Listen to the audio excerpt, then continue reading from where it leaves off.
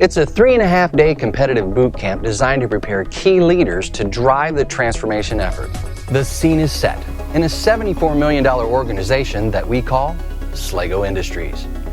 It's fully equipped with operations, finance, engineering, purchasing, sales, human resources, customers, suppliers, a quality department, and even a working ERP system that we call Snorkel.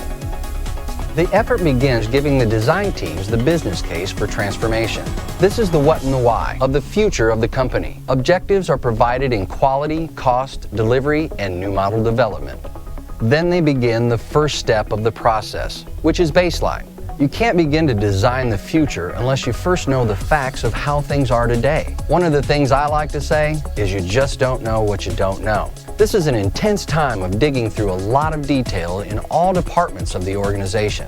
Many companies focus on operational improvement, but in this session, there is a critical focus on the business systems that run the company. Next, it's time for design. This is where all teams are introduced to some of the critical building blocks in workflow methods and information management. Then teams are sequestered and challenged with specific objectives to develop and demonstrate the best new SLEGO of the future.